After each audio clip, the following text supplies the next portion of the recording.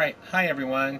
Josh and Trevor here again, and we're going to be showing you our adventure that we've been working on with Montana State University to talk about engineering through a Native American lens, primarily through the lens of the Crow people, also known as the Apsaligay. And go ahead and click replay. X on replay.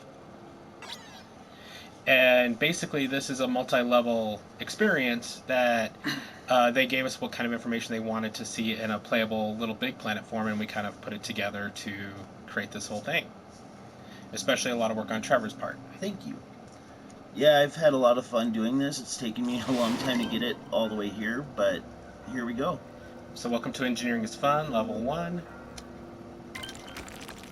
Together we'll learn about how American Indigenous cultures continue to use engineering to enhance the world around us, as well as how they used engineering to coexist with the wilderness and even use its properties. As a team, advance through this level by following the instructions, learning the examples, and solving the engineering challenges. Teams completing this level will receive a future engineering badge, which we don't have yet. Yeah, eventually that will be swapped out with the badge itself.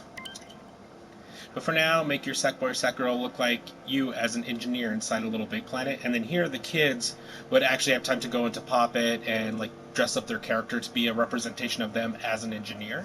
Although we're just gonna leave this guy brown, right? Yeah, just leave him the way he is for right now. Yeah, and the other thing too, with that last screen where it showed the badge, those 4 Sackboys would be dressed as players 1 through 4. Yeah. Alright, so go ahead. And you'd have time to change your costumes or whatever, but yeah. And next, we're off to our first stop on our journey to talk about the Native American travois, or you hear it pronounced different ways, travois or travois, but to learn about how they were built and how their construction was an example of early engineering. All right. And then we have a forest that you walk through, and yikes, the wind is really picking up. Let's head inside the teepee ahead. And Trevor actually did a really cool experiment with this, where we're going to be talking about the travois, and that is that it's going to be acting as if it's a projection on the wall of the teepee. So it's actually going to go through that level link to, simulate the idea that we're looking closer at the wall as paintings on the wall illustrate the story. Thank you, by the way. I was really proud of this. Yeah, and the cool part is these paintings are also inspired by a friend of ours, Valentina Lapierre, who is a artist. She lives in East Glacier, which is on the Blackfeet Reservation here in Montana, and so she kind of gave us some input on this section, and her art inspired this section. But in the past, many American Indian tribes traveled long distances from camp to camp with heavy loads, often with the aid of dogs and horses using travois. Travois are designed to carry heavy loads across uneven terrain. So what is a travois? At the most basic, a travois is a simple tool used to transport things, very similar to a modern trailer without the wheels without the wheels in the design depicted here.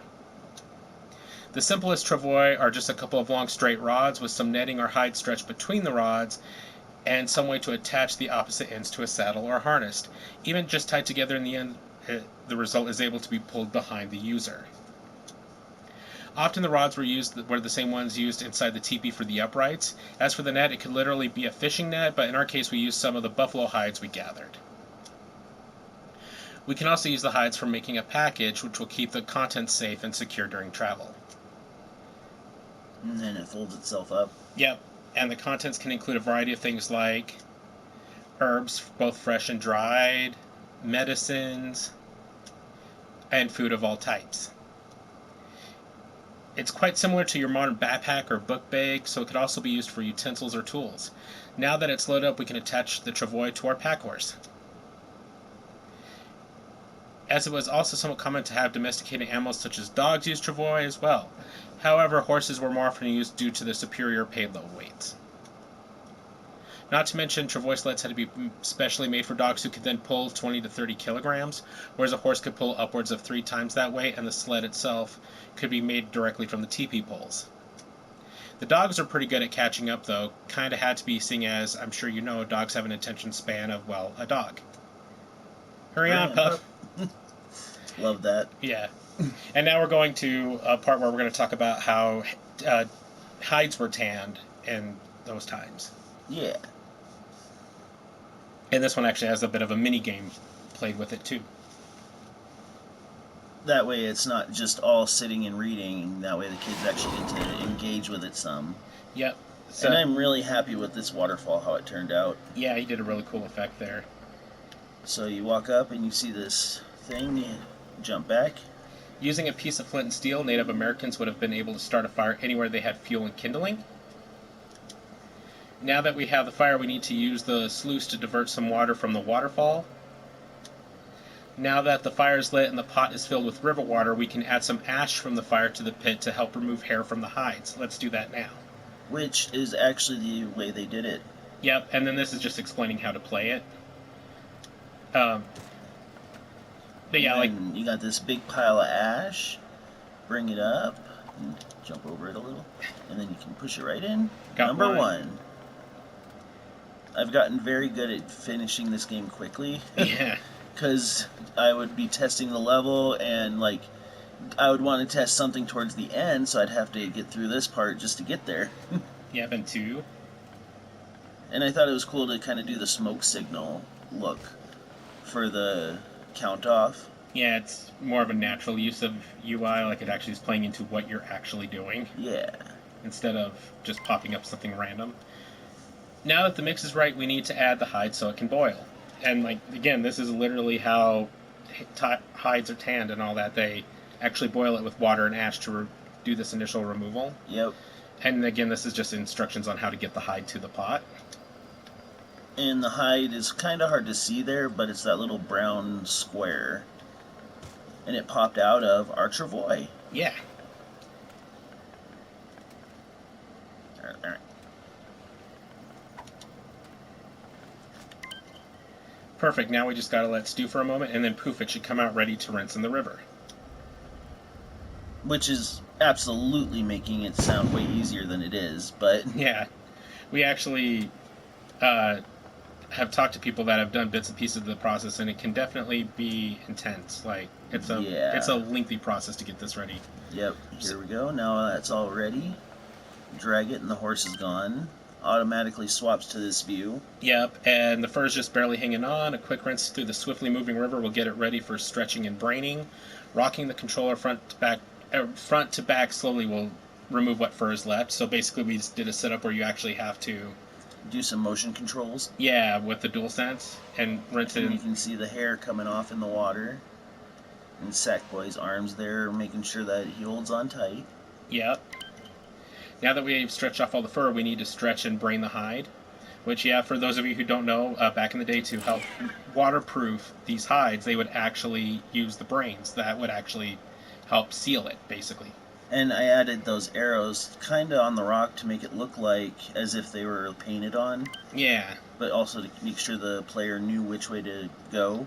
Now that it's stretched back out, start rubbing the brain in to help with the softening. And so it's like both softening and like, waterproofing, that kind of stuff. Yeah. Literally chemical engineering. Yeah, it's pretty crazy actually. I had to watch a bunch of videos on it to make sure I understood the process before I attempted trying to make a minigame out of it.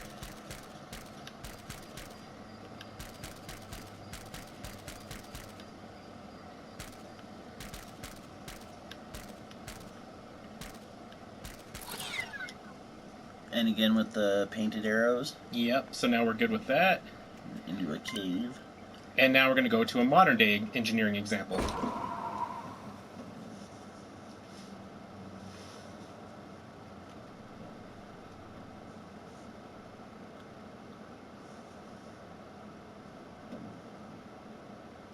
Just keep loading. Yeah. This one's pretty. Trevor did so much art in this section that it actually is almost maxed out on thermometer. But yeah, go ahead and welcome to our last stop on the journey. This is a modern example of engineering a hydroelectric dam. It uses water in a similar fashion to the sluice, except it does a lot more than just divert the water. It uses the rushing flow to spin a turbine.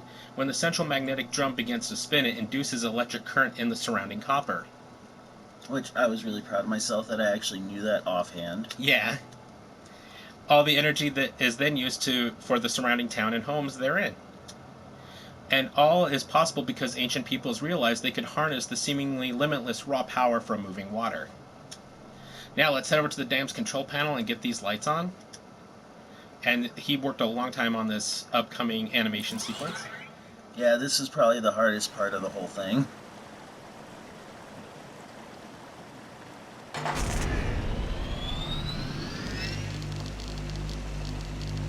Love the lights up above come on. Yeah, especially with that dynamic lighting in LBP. Yeah, and how it lights up all the mist. Yeah. And timing these houses was a pain, but my did it turn out.